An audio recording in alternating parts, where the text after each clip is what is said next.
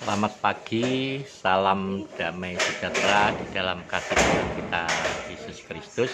Bertemu kembali di dalam awal pekan ya. Ini Senin tanggal 3 Agustus ya, puji Tuhan. Pagi ini saya hendak mengajak saudara untuk merenungkan dari surat Paulus kepada jemaat di Efesus ya, di dalam pasal 1. Kita baca satu perikop dari ayat 3 sampai dengan ayat yang ke-13, kekayaan orang-orang yang terpilih. Terpujilah Allah dan Bapa Tuhan kita Yesus Kristus, yang dalam Kristus telah mengaruniakan kepada kita segala berkat rohani di dalam surga. Sebab di dalam Dia Allah telah memilih kita sebelum dunia dijadikan, supaya kita kudus dan tak bercacat di hadapan-Nya.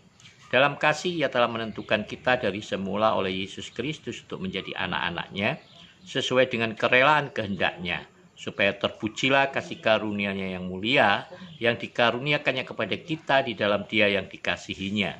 Sebab di dalam Dia dan oleh darah-Nya kita beroleh penebusan, yaitu pengampunan dosa menurut kekayaan kasih karunia-Nya yang dilimpahkannya kepada kita dalam segala hikmat dan pengertian. Sebab Ia telah menyatakan rahasia kehendak-Nya kepada kita sesuai dengan rencana kerelaan-Nya, yaitu rencana kerelaan yang dari semula telah ditetapkannya di dalam Kristus, sebagai persiapan kegenapan waktu untuk mempersatukan di dalam Kristus sebagai kepala segala sesuatu, baik yang di surga maupun yang di bumi. Aku katakan di dalam Kristus, karena di dalam Dialah kami mendapat bagian yang dijanjikan. Kami yang dari semula ditentukan untuk menerima bagian itu sesuai dengan maksud Allah, yang di dalam segala sesuatu bekerja menurut keputusan kehendak-Nya, supaya kami yang sebelumnya telah menaruh harapan pada Kristus boleh menjadi puji-pujian bagi kemuliaan-Nya. Di dalam Dia kamu juga, karena kamu telah mendengar firman kebenaran, yaitu Injil keselamatanmu. Di dalam Dia kamu juga, ketika kamu percaya, dimeteraikan dengan Roh Kudus yang dijanjikannya itu, dan Roh Kudus itu adalah jaminan bagian kita sampai kita memperoleh seluruhnya, yaitu penebusan yang menjadikan kita milik Allah untuk memuji kemuliaan-Nya. Puji Tuhan, Bapak Ibu. Ada banyak pendapat ya soal keselamatan ini, dalam arti kita mengenal ada predestinasi yang mengatakan bahwa orang-orang yang selamat itu adalah orang-orang memang yang telah dipilih sendiri oleh Allah, dan orang yang sudah ditentukan untuk selamat maka pasti akan selamatlah dia ya. Ada Armenia katanya ya, yang pengajaran juga mengatakan bahwa keselamatan itu ditentukan juga tanggapan orang percaya ya, ada perbuatannya, amalnya dan lain-lain ya. Saya nggak begitu paham istilah-istilah itu, tetapi saya tidak hendak membahas istilah-istilah itu atau paham doktrin gereja-gereja tertentu ya. Saya tidak membahas hal itu.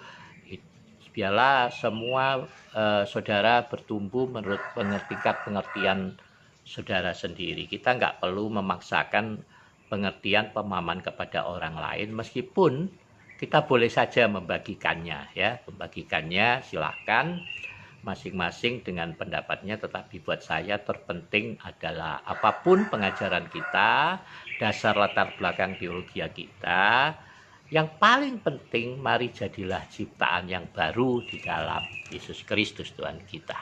Puji Tuhan. Memang saya lebih percaya ya secara pribadi bahwa betul Tuhan telah memilih kita sebelum dunia ini dijadikan. Tetapi apa maksud memilih sebelum dunia ini dijadikan? Saya ini dapat gambaran seperti ini saudara ya. Jadi ketika sebuah perusahaan mau membuka sebuah cabang perusahaan di satu kota, maka mereka membutuhkan orang-orang untuk mengisi jabatan-jabatan tertentu ya dari perusahaan itu, entah dari karyawan sampai kepada tingkat direktur. Nah, saya percaya sebuah perusahaan sebuah perusahaan itu, pemilik perusahaan itu pasti sudah memiliki gambaran tentang orang-orang yang akan dipilihnya untuk menduduki jabatan-jabatan tertentu. Orang-orang dengan keahlian, dengan spesifikasi syarat-syarat tertentu untuk menduduki jabatan-jabatan di dalam perusahaan itu. Jadi kemudian dengan bekal spesifikasi itu, maka perusahaan memasang iklan, dan menetapkan syarat-syarat ya orang-orang yang dicari untuk menduduki jabatan yang ditawarkan oleh perusahaan. Ya, maka iklan itu disebarkan melalui koran, media sosial, televisi dan lain-lain. Ya, dan mungkin saudara merasa saudara orang yang tepat untuk menduduki jabatan itu. Maka apa yang terjadi, saudara akan terpanggil oleh karena iklan itu. Saudara merasa itulah jabatan yang tepat buat saudara. Maka saudara melamar pekerjaan itu bersama dengan ribuan orang yang lain. Saudara akan bersaing dengan ribuan orang yang lain yang terpanggil, yang merasa terpanggil, yang merasa tepat untuk jabatan itu. Saudara. Dan kemudian setelah saudara terpanggil, saudara akan diperiksa kan syarat-syaratnya, mengikuti seleksi saudara, tes, ujian dan lain-lain, wawancara dan lain-lain. Kemudian saudara diterima. Biasanya juga kalau diterima, sekarang ada perusahaan yang menetapkan harus magang dulu 1 tahun atau berapa bulan. Ya, ada yang nggak langsung diterima. Di situ juga diseleksi lagi saudara. Diseleksi itu dibaca itu ada magangnya setahun atau 2 tahun. Diseleksi, nggak semua juga yang mengikuti magang itu akan diluluskan menjadi pegawai tetap. Demikian juga ketika orang sudah bekerja menjadi pegawai tetap, itu tidak menjamin bahwa kedudukannya akan bertahan sampai masa dia pensiun. Bisa saja di tengah perjalanan dia undur, atau bisa saja perusahaan menemukan kesalahan dan memberhentikannya. Nah, jadi saya percaya saudara, salib Kristus itu merupakan iklan.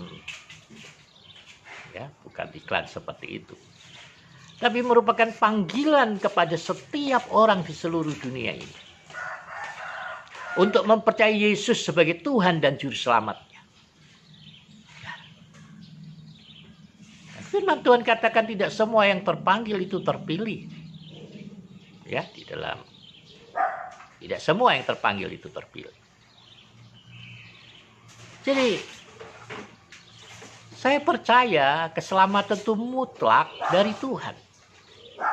Keselamatan mutlak dari Allah kita itu anugerah kasih karunia.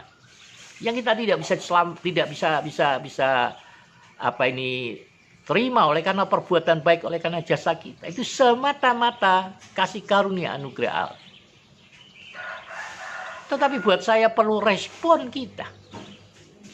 Respon untuk mempercayai apa yang Yesus lakukan di kayu salib. Respon untuk menerima keselamatan itu di dalam diri kita. Sebab di dalam ayat yang kita baca, di dalam ayat 13 ya, ini. Di dalam Dia kamu juga karena kamu telah mendengar firman kebenaran. Dan juga Alkitab kita berkata, bagaimana orang bisa menerima kalau dia tidak mendengar? Maka kabar baik Injil harus terus diberitakan supaya orang mendengar. Karena dari mendengar orang bisa percaya. Ya. Karena kamu telah mendengar firman kebenaran yaitu Injil keselamatanmu. Di dalam Dia kamu juga ketika kamu percaya. Jadi ada satu respon untuk mempercayai janji keselamatan. Satu respon untuk menerima keselamatan itu. Ya. Kamu percaya, dimeteraikan dengan Roh Kudus yang dijanjikan itu. Jadi bagaimana kita dimeteraikan kalau kita nggak percaya? Nah, tapi itu hanya awal. Di dalam Roma pasal 8 ayat 29 sampai 31 dikatakan semua yang dipanggil, dipilih, ditentukan dari semula, ya. Saudara baca nanti dulu. Tapi di situ saya melihat sebuah proses yang berkesinambungan dari panggilan itu. Saat kita percaya, bukan kita lalu diam saja katakan Roh Kudus yang bekerja dalam hidup kita, enggak. Tapi Roh Kudus diberikan untuk kita sebagai, bukan hanya sekedar sebagai materai, sebagai jaminan, tapi sebagai penolong untuk menuntun, memimpin kita untuk masuk ke dalam seluruh kebenaran. Kita menjadi manusia baru waktu kita mendengar, kita percaya Allah menempatkan benih roh ilahi itu di dalam hati kita, yang akan menolong untuk mengubahkan kita dari hari ke hari, memperbaharui karakter kita dari hari ke hari. Kita menjadi manusia baru yang terus-menerus akan diperbarui sampai pada hidup yang kekal. Arti terus-menerus diperbarui itu apa, saudara? Artinya kita masih bisa gagal, masih bisa melakukan kesalahan, masih bisa jatuh bangun. Ya, seperti ada lagunya itu, jatuh bangun aku mengejarmu, kan begitu, saudara ya. Kita mungkin jatuh bangun dalam mengejar ya kekudusan, mengejar kehendak Allah di dalam hidup kita. Tapi kita tidak pernah menyerah, dan Tuhan tidak pernah menyerah dengan kita. Jadi selama kita masih hidup, jangan pernah menyerah dengan diri saudara, karena Tuhan tidak pernah menyerah dengan saudara. Ada banyak orang yang hari-hari ini merasa ingin menyerah.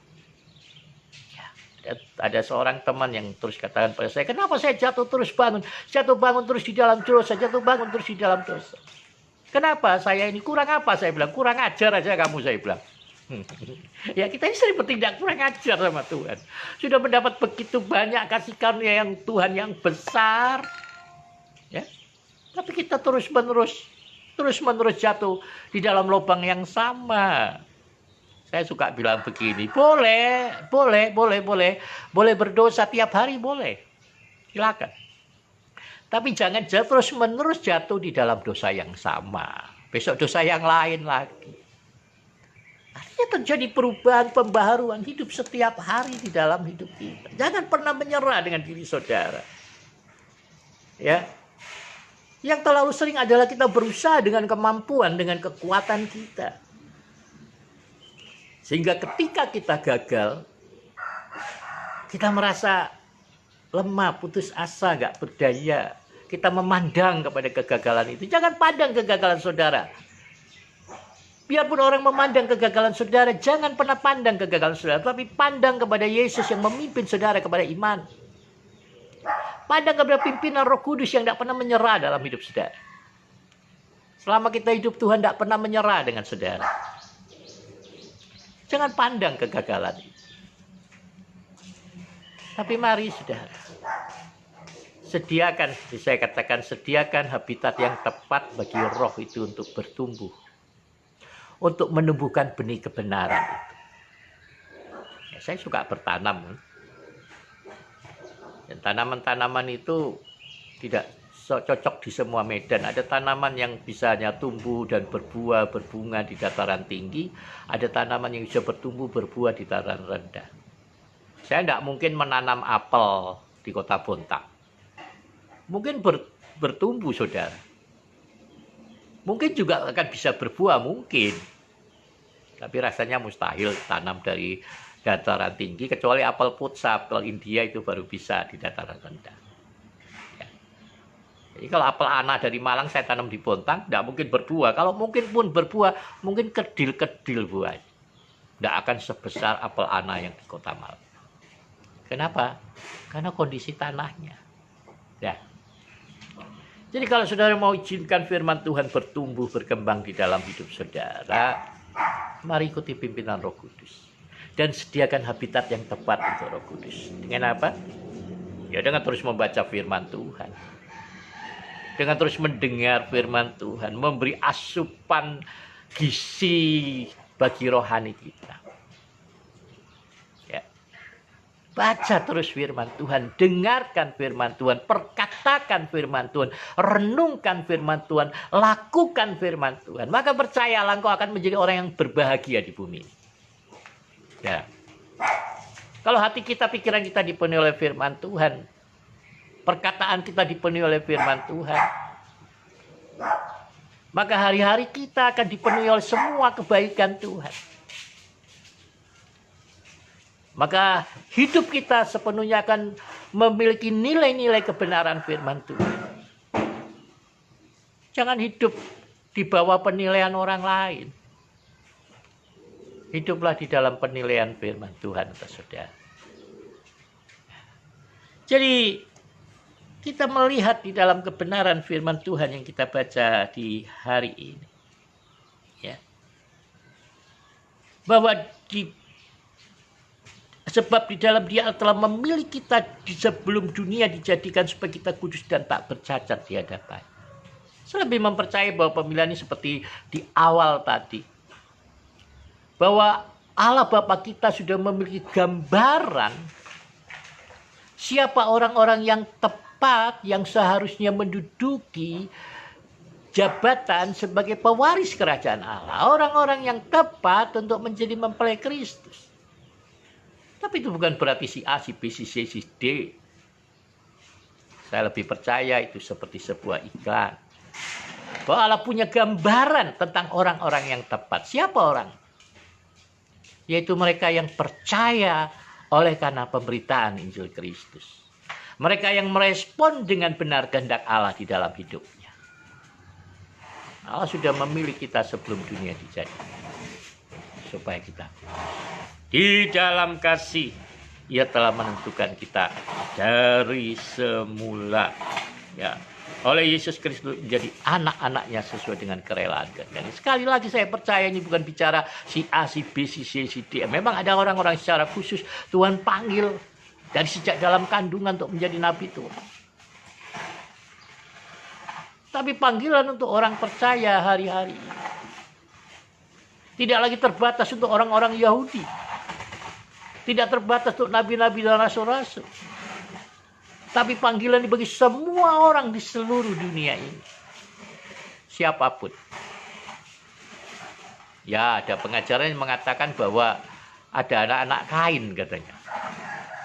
Anak-anak setan. Ini pengajaran yang luar biasa aneh menurut saya. Katanya Hawa berselingkuh sama setan. Tapi kalau dia mau percaya ya silakan, itu bukan urusan saya. Tapi buat saya yang terpenting, maka kita sudah menjadi ciptaan baru hari ini. Ingat seperti yang saya katakan, kita bukan tidak mungkin gagal, bukan tidak mungkin jatuh, bukan tidak mungkin lakukan kesalahan. Selama di dalam tubuh daging ini kita masih rentan, masih cenderung melakukan kesalahan.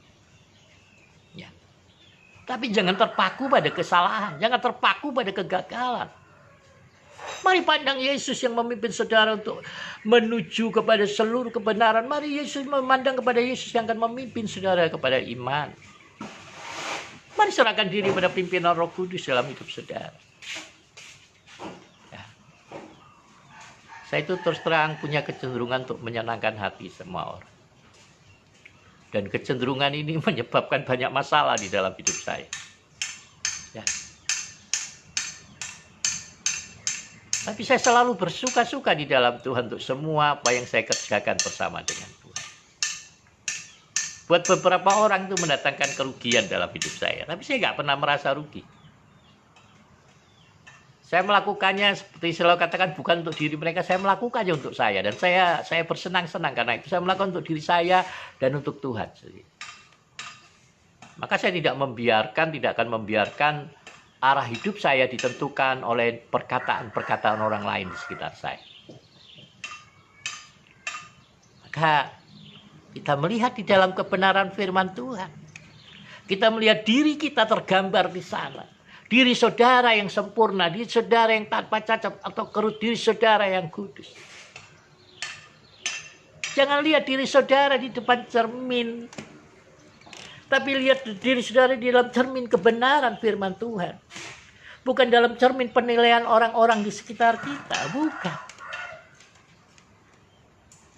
Karena orang-orang yang berkata tentang diri kita belum tentu berkata jujur tentang dirimu. Mereka mungkin hanya mengatakan untuk menyenangkan hatimu. Lebih banyak orang sungkan kalau bicara dengan saudara. Ya. Jadi lihat juga, jangan melihat pada cermin hati kita. Karena hati pun sering tidak jujur terhadap diri. Tapi lihat kepada kebenaran firman Tuhan. Dan mari terus berikan respon yang benar terhadap kehendak Tuhan. Dia telah menyatakan rahasia kehendaknya kepada kita sesuai dengan rencana semula telah ditetapkan di dalam Kristus. Apa itu? Itu di dalam ayat yang ke-7, sebab di dalam Dia dan oleh darahnya kita beroleh penebusan, yaitu pengampunan dosa menurut kekayaan kasih karunia yang dilimpahkannya kepada kita dalam segala hikmat dan pengertian. Pengampunan Tuhan berlaku seumur hidupmu.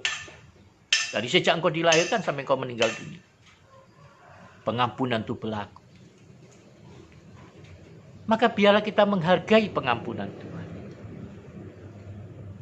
Allah itu setia dan adil dan Dia akan mengampuni segala dosa kita saat kita datang mengakui di hadapan Tuhan.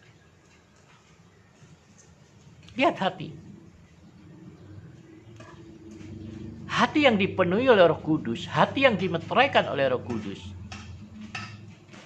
adalah hati yang membawa kita kepada kebenaran. Hati yang menuntun kita kepada kasih karunia Tuhan. Di situ tempat Roh Kudus kan? Ya. Jadi hari-hari ini adalah hari-hari yang penuh dengan tekanan. Tapi kalau kita memandang kepada sekeliling kita, hati kita akan tertekan, pikiran kita akan tertekan. Jadi pandanglah kepada Kristus. Pandanglah kepada firman Tuhan. Maka tekanan-tekanan itu akan menguap dari hidup kita. Dan mari kerjakan apa yang menjadi kehendak Tuhan dalam hidup kita. Seperti yang saya katakan kemarin. Kunci kedewasaan itu saat kita mau berbagi kehidupan kita. Kunci kedewasaan rohani saat kita mau memberikan hidup kita untuk melayani. Kunci kedewasaan, kunci berkat adalah saat kita menyediakan diri kita untuk menjadi saluran berkat, saluran kasih karunia Tuhan. Itu mengalir melalui hidup saudara. Dan jangan pernah takut berkekurangan saat saudara melakukan. Saya sudah melihatnya di dalam hidup saya. Ya. Kalau kita menyediakan diri kita menjadi saluran berkatnya, maka itu akan menjadi saluran yang lancar. Terus mengalir dalam hidup. Memberkati banyak orang. Ya. Maka kehidupan akan berbuah dengan sendirinya. Tidak ada yang tahu kapan pohon itu berbuah. Atau malam-malam dia keluarkan bunga-bunga, bulir-bulir buahnya. Dan dia berbuah. Berbuah secara alami saat pohon itu menyediakan dirinya. Menjadi saluran berkat-berkat Allah yang dia serap dari dalam tanah. Melalui hujan yang turun atasnya. Daun-daun yang gugur menjadi pupuk. Diserap oleh akar-akar, naik ke akar. Naik ke batang-batang, naik ke ranting-ranting, naik ke cabang-cabang. Memenuhi semua kebutuhan nutrisi tanaman. Jadi mari saudara. Mari bertumbuhlah di dalam kasih karunia Tuhan. Mari terus baca kebenaran firman Tuhan. Renungkan firman Tuhan. Perkatakan firman Tuhan. Dan kerjakan di dalam ketaatan. Ya. Jangan memandang kepada apa yang ada di dunia ini. Dunia ini mungkin boleh memberikan kepuasan, kesenangan, kekayaan, popularitas. Tapi itu semua semu. Sebab yang kelihatan ini hanya sementara. Tapi yang tidak kelihatan itu adalah kekal. Jadi saya tahu betapa itu merupakan penderitaan bagi beberapa orang ketika dia harus melepaskan berapa kesenangan, berapa kebiasaan yang mungkin buruk di mata orang lain, tapi buat dia merupakan satu kesenangan yang memuaskan. Tapi itu hanya kepuasan yang semu, kepuasan yang sementara yang tidak akan bertahan sampai lama. Itu kok seperti satu bejana yang bocor. Ketika air memenuhi bejana itu menjadi dingin. Tapi sebentar karena dia bocor, maka air itu akan mengalir keluar dan terus harus diisi. Dan pada akhirnya bejana itu akan rusak sepenuhnya. Tapi kalau kita punya bejana yang bocor, mari kita datang kepada si pembuat penjunan itu. yang bisa memperbaiki kebocoran itu. Menambalnya mungkin dengan tanah liat ya. Nah, sebenarnya kalau kita sekarang, kalau saya sih daripada nambal yang bocor, yang mending beli yang baru gitu. Tapi bersyukur untuk kebaikan Tuhan. Tuhan itu selalu sabar menunggu saudara. Ya, menunggu kita untuk kita boleh bertobat di dalam kasih karunia Tuhan. Ayo, firman Tuhan bilang kalau kau dengar suaranya hari ini, jangan keraskan hatimu seperti pada hari perhentian. Saya tahu beberapa di antara menderita oleh karena itu. Tapi tenang, itu penderitaan yang ringan. Penderitaan yang kau alami hari-hari ini, itu sedang mengerjakan kemuliaan Tuhan yang akan datang. Penderitaan yang kau lalui oleh karena kau mengerjakan kehendak Allah di dalam diri.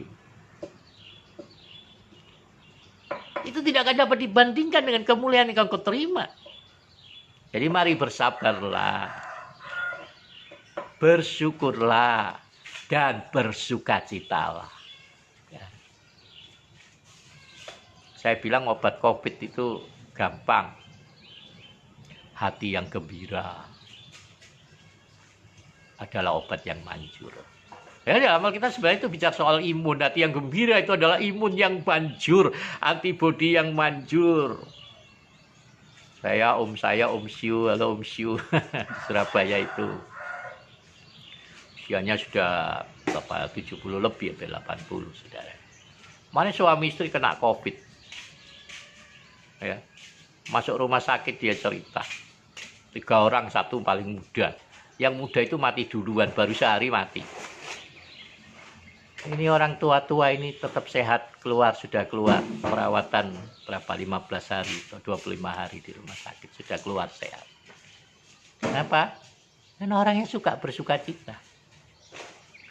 Dan seorang teman bilang, waktu orang tuanya masuk dalam perawatan COVID, cuman suruh nonton sinetron, apa yang dia suka, film Korea. Maka katanya nonton film Korea, minum vitamin, minum madu, dan disuruh bergurau terus, suruh senang-senang. Nah itu.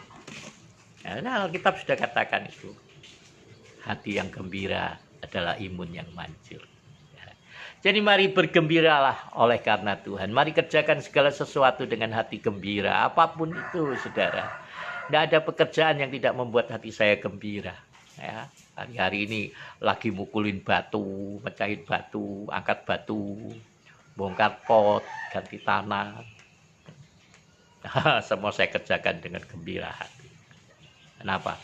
Ya karena Tuhan beserta loh. Tuhan sudah kasih semua kebaikan dalam hidup saya. Kenapa saya tidak bergembira? Ya. Jadi mari bersukacitalah hari ini di dalam Tuhan.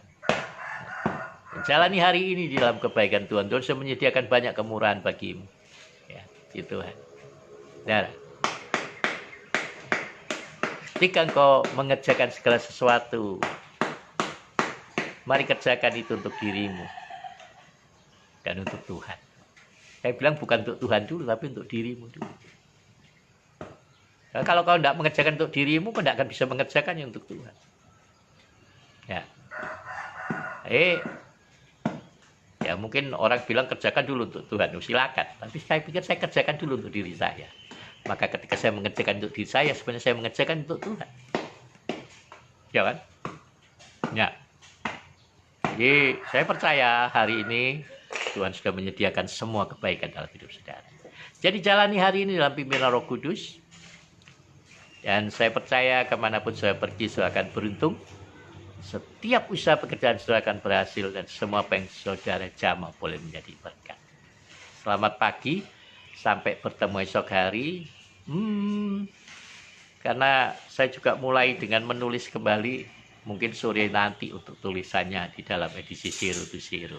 Yang akan saya bagikan juga melalui WA, melalui Facebook, ya, melalui grup-grup dimanapun, melalui Facebook saya, ya di Pantaki PPSI.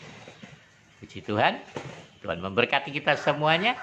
Salam sehat, salam sejahtera.